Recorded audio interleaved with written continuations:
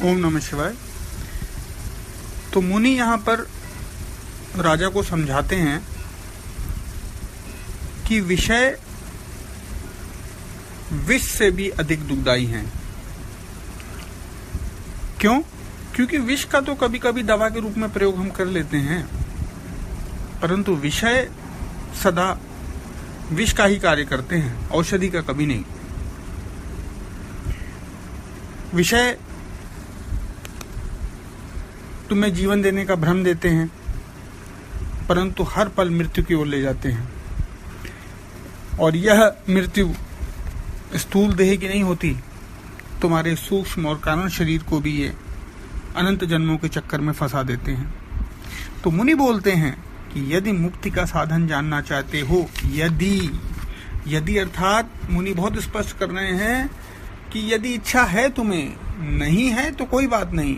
यदि तुम वाकई इच्छुक हो तो विषयों को तुम्हें छोड़ना ही होगा, विषयों से लिप्तता खत्म करनी ही होगी।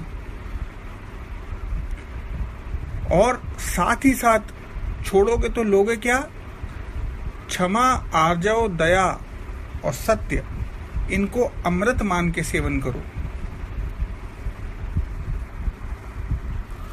यहां आप ध्यान दीजिएगा, जनक का पहला प्रश्न ज्ञान के बारे में था, परंतु मुनि ने अभी ज्ञान की कोई बात नहीं की है, गुरु ने उसकी चर्चा की ही नहीं है। उन्होंने तो विषयों के प्रति विषवत व्यवहार बनाने के लिए कह दिया। और अगर विषयों को अंदर से नहीं त्यागा तो विषय ऊपर से तो लगेगा कि त्याग दिया, लेकिन आंतरिक त्याग नहीं होगा तो द्वंद्व चलेगा। अब उन गुणों को देखते हैं जो ऋषि ने बताए हैं धारण करने के लिए। क्षमा अर्थात बदले की भावना का न होना। आप बदला लेने में समर्थ हैं, परंतु आपको यह ज्ञान है कि आपको उसका कोई लाभ नहीं होगा, क्योंकि अदला बदली कभी समाप्त न होने वाली प्रक्रिया है और कहीं तो तोड़ना है, कहीं तो आगे जाने वाले जन्मों के लिए इसको छोड़ना पड़ेगा। उसने ऐसा किया, मैंने ऐसा किया, फिर उसने वैसा किया, फिर मैंने ऐसा किया। तो मुझे नहीं पता कि पहल किसने की, परंतु आज मैं उसको तिलांजलि देता हूं। दूसरा गुण है आर्जव। आर्जव अर्थात सरलता। कोई लाग लपेट नहीं है, कोई आडंबर नहीं है, क्योंकि भगवान स्पष्ट करते हैं कि मोहे कपट छल छिद्र न भावा, अर्थात मुझे आडंबर बिल्कुल पसंद नहीं है। कपटी झूठ बोलता है, अपने को सरल दिखाने का प्रयास करता है, परंतु अंततः उसकी कपटता समझ में आ जाती है। सरलता में विश्राम है, आराम है, थकान नहीं है, पर कपटता अंदर ही अंदर आपको तोड़ देती है। आप अपने ऊपर और आडंबर, अवगुणों के, काम के, क्रोध के, लोभ के, मोह के उस कपट को फलीभूत करने के लिए चढ़ाते जाते हो। आपको लगता है कुछ हो नहीं रहा, पर अंदर ही अंदर आप घुटते जाते हो, परमात्मा से दूर होते जाते हो, है ना। तो जितना आपने जब तब किया उतना आपने कुटिल व्यवहार कर दिया तो लाभ नहीं हुआ, जब तब तो उस कुटिलता को ही संभालने में लग गया। तीसरा जो मुनि ने बताया है दया।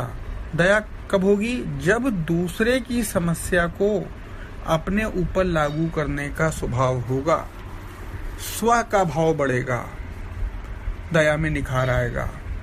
क्योंकि जब जब स्वभाव रहेगा, अपने लोग लगेंगे, अपनों पर दया होना बहुत आसान हो जाता है और तेरे मेरे का भाव खत्म होने लगता है। चौथा साधन मुनि बताते हैं संतोष। जब आए संतोष धन, सब धन धूरि समाना। तो संतोषवान वही है जो सब प्रकार से संतुष्ट है।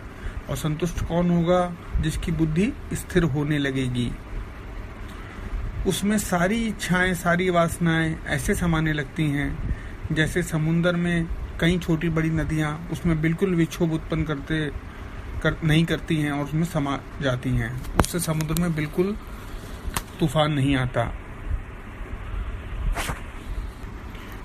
5वां साधन मुनि बताते हैं सत्य।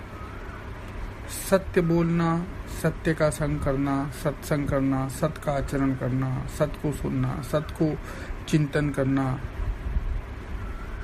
विषय भोग करते करते यदि साथ में सत्य का अनुसंधान करने लगो तो स्वतः विषयों से लिप्तता तुम्हारी खत्म होने लगती है।